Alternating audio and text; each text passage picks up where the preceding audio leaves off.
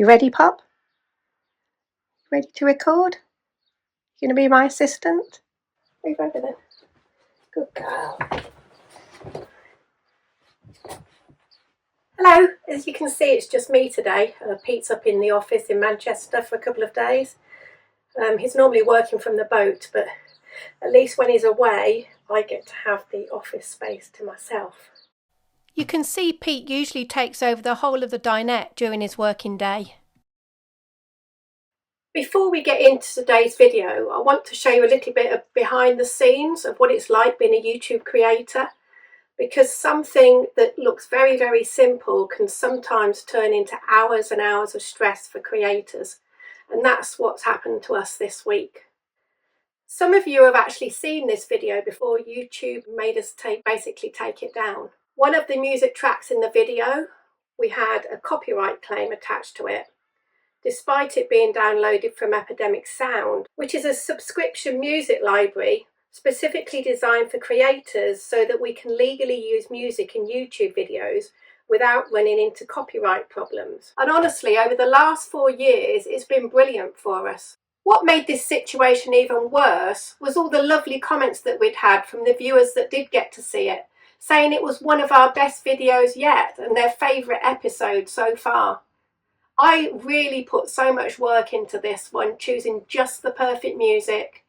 We got our son Alex to recite one of the poems that I used in it, and I was just proud of it. So when it wasn't getting the views like it normally does, we started to think that something perhaps was wrong. Normally we reckon on getting about 10,000 views a video, perhaps a little more if it takes off a little bit.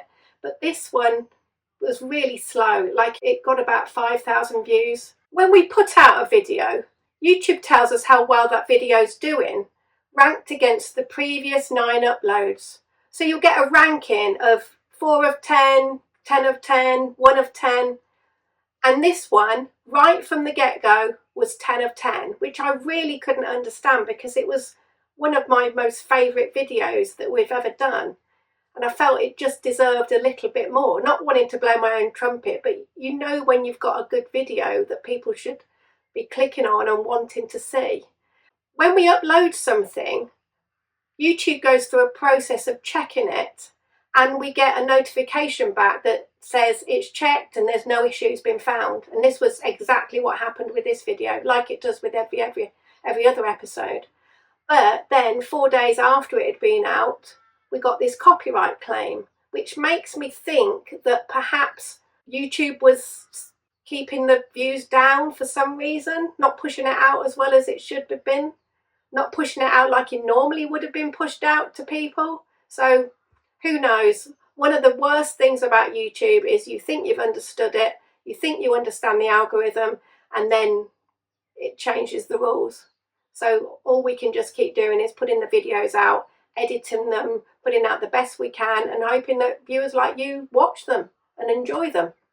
So even when you know you're in the right, sometimes the right decision is just to take the video down while you get it sorted out. So I've switched out the music so at least you can enjoy this video again, even though I'd done so much research trying to find the most perfect tracks to set off these scenes at Kelmscott Manor.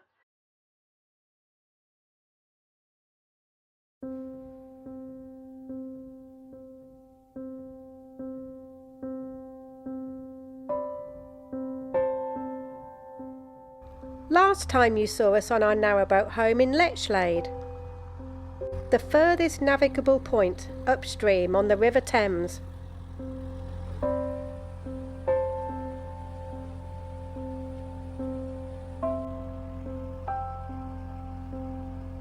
We had an absolutely beautiful mooring, perfect to explore this little Cotswold town.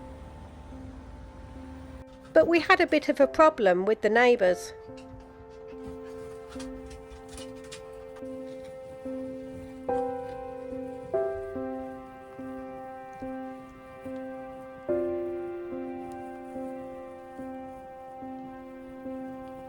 What's happening, Pete? Cow's nicked off fender. In these latest episodes, we're showing you our journey on the River Thames, from Oxford upstream to Lechalde, which is the furthest navigable point by narrowboat. In this episode, we're turning around to head back downstream, stopping at some new and some familiar spots on our return journey to Oxford, and then continuing downstream towards London, through some of the UK's most beautiful riverside towns and villages.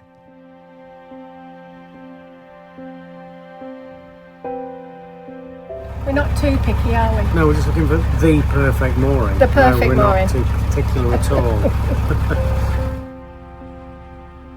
And just after that, we found the perfect mooring. But sadly, another boat had found it before us.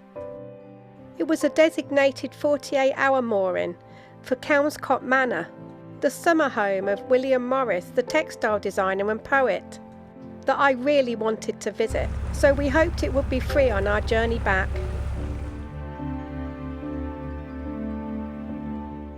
Sometimes you feel like the mooring gods really are looking down on you. Not only was the spot empty, but we were able to get in quite close to the bank, which had been quite a challenge at some spots on the River Thames so far, because the water levels were quite low.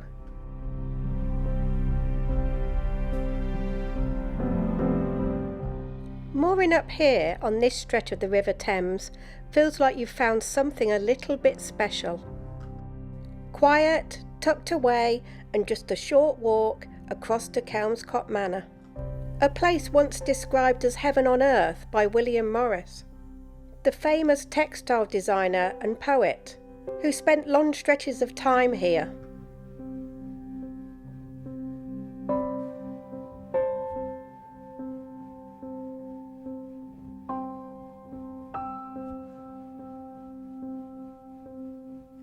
We followed the footpath straight from the boat into the village to have a little explore when we arrived, and to double check the limited opening times of the manor.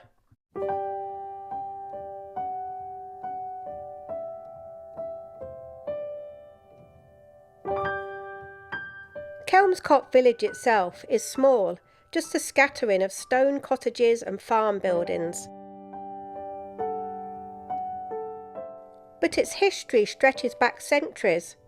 The name itself is thought to come from Old English, meaning something like Signhelm's cottage, linking it back to Saxon times.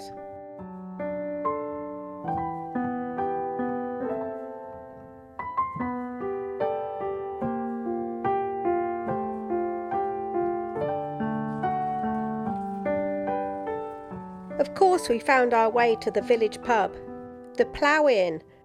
Originally a 17th century coaching inn, it would have served travellers moving through this part of the Thames Valley long before leisure boating was ever a thing.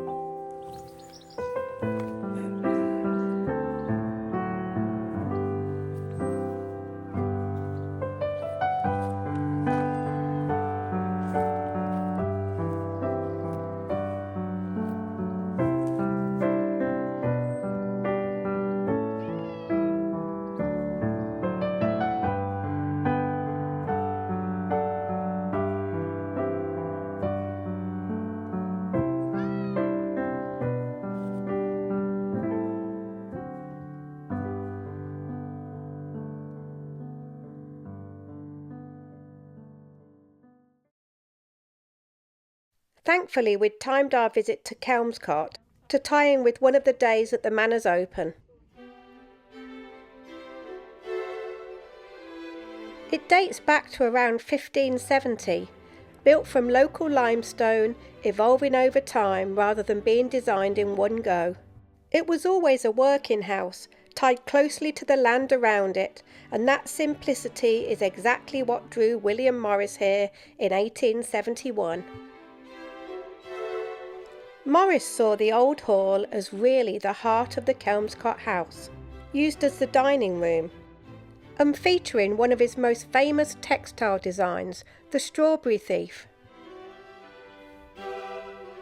and like the rest of the manor, very simply furnished. There's no videography allowed in the manor, just photos.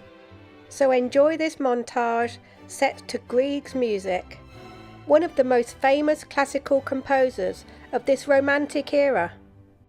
You can imagine that William Morris would have enjoyed listening to the same music during his time in the manor.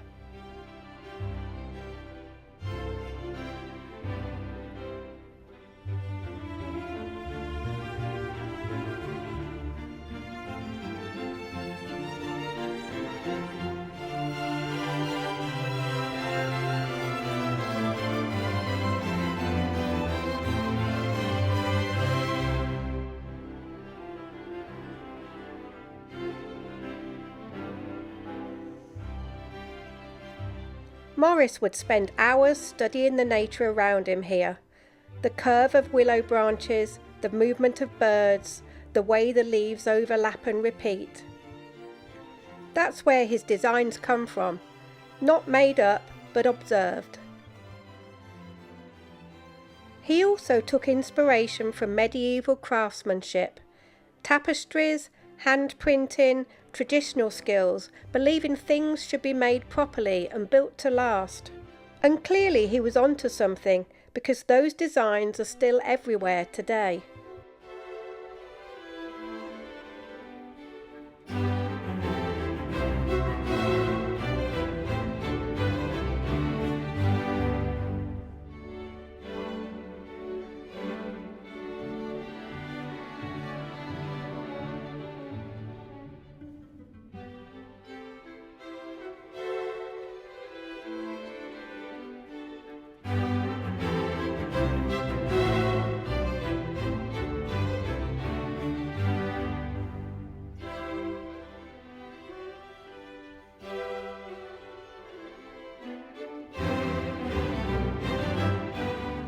But he wasn't just about patterns. William Morris was also a writer and poet, fascinated by storytelling, nature and the idea of a simpler life. And being moored in Kelmscot, it's easy to see where that mindset came from. For the Bed at Kelmscot by William Morris.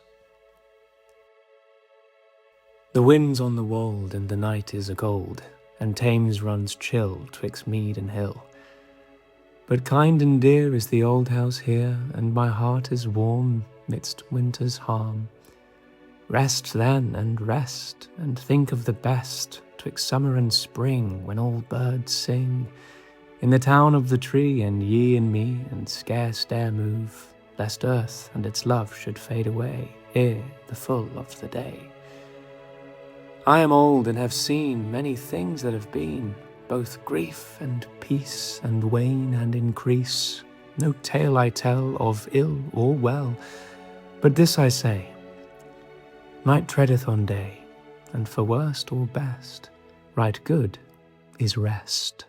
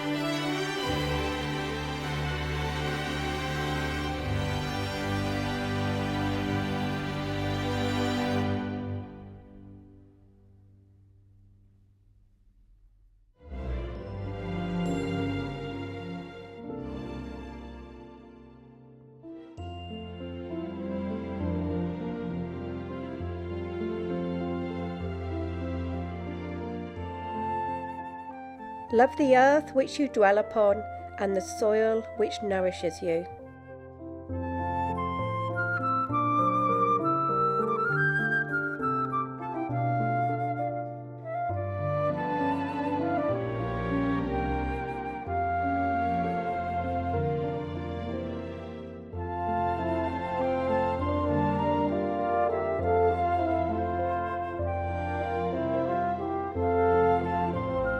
There's a lovely little cafe at the manor, and of course the most perfect gift shop for any William Morris lover.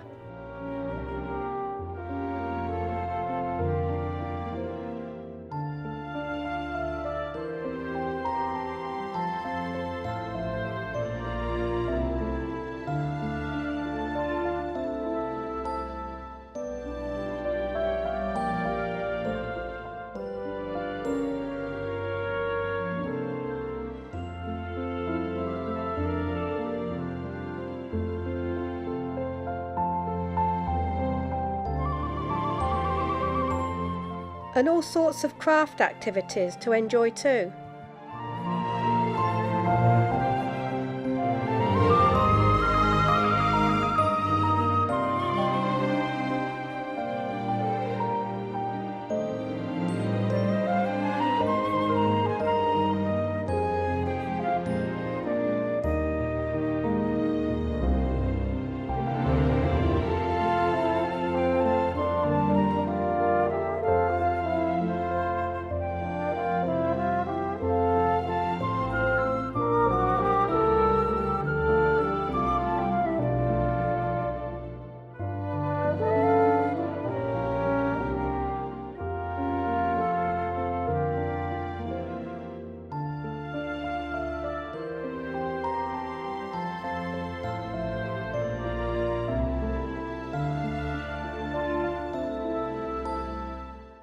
And then it's back along the path to the boat, with the River Thames just quietly doing its thing across the field.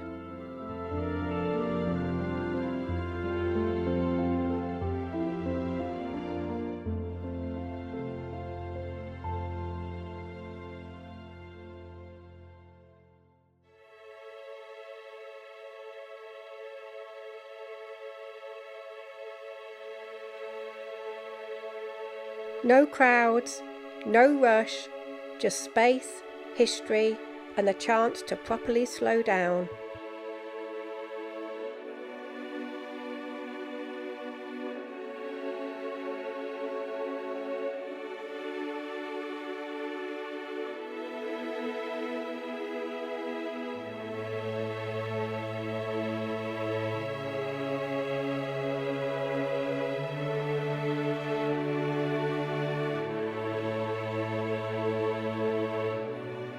So was William Morris right? Is it heaven on earth? Maybe not in a dramatic way, but in its calm, its beauty, and the way it feels just right. And as moorings on the Thames go, this one might be up there as one of our favourites.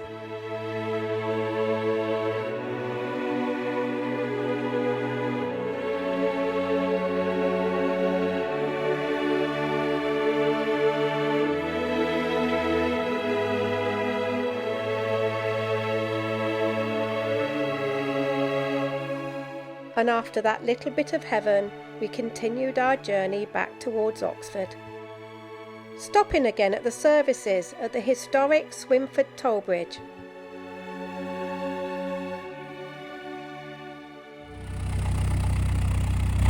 We're just going to head to the water point, which is just up there on the left, apparently.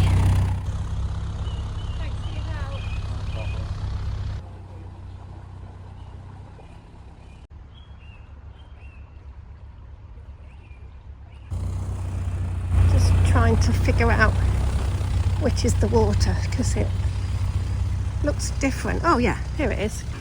It just looks different to the water points on the canals.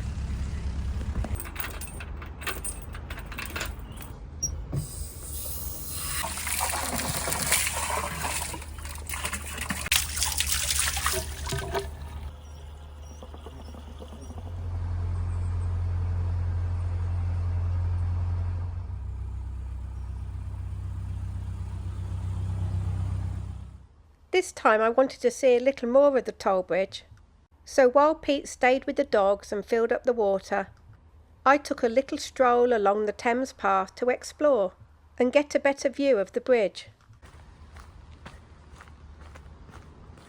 The Thames path is one of England's most iconic long-distance walking routes, but it's a relatively modern creation, built on centuries of older riverbank history. It was opened as a national trail in 1996, 184 miles from the river's source in Thames Head to the Thames Barrier in London. The Swimford Tollbridge is one of the most fascinating and slightly quirky crossings on the River Thames. Because it's not just historic, it's still very much alive today.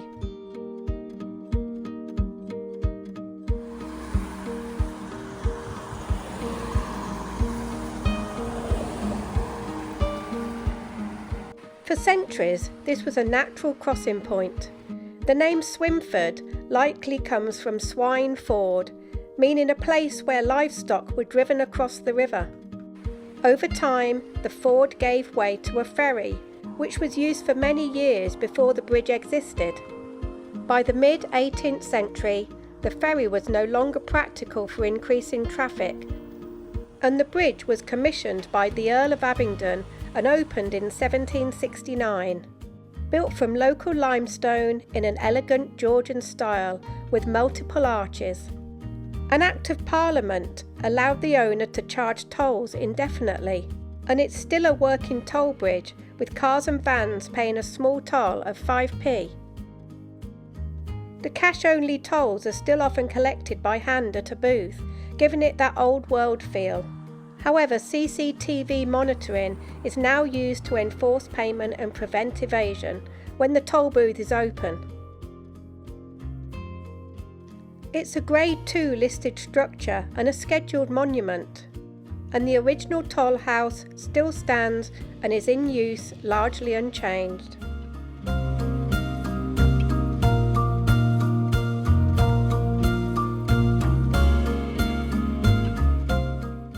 We were there on a Sunday when the toll booth is closed.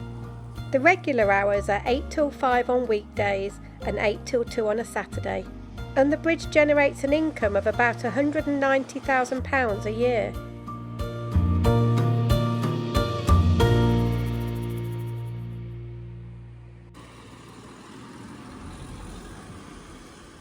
Once we'd filled up with water, it was time to move on again.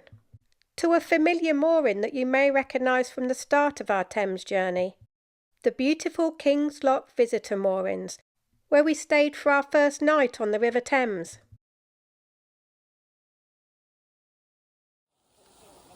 It was a memorable first night in a beautiful spot, and a perfect location for one of Pete's barbecues, with our friend Jill and her two Westies Angus and Isla.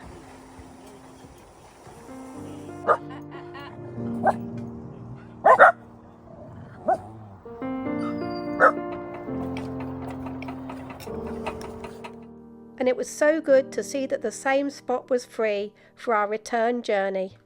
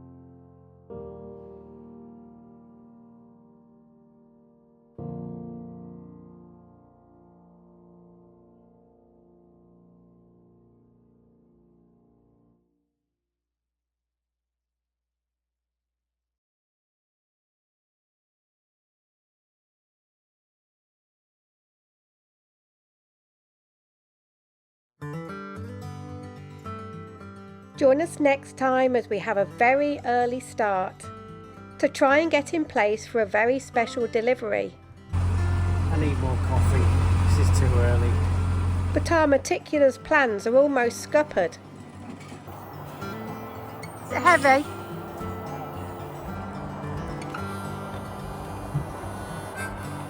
And we meet this gorgeous little Westie puppy, Jasper.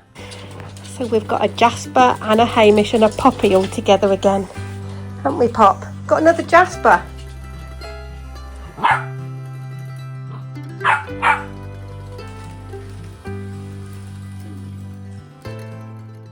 If you've enjoyed this video, hit the thumbs up and give us a like. And subscribe if you haven't already. It's totally free and helps our channel grow. And YouTube has a new feature where you can hype a video.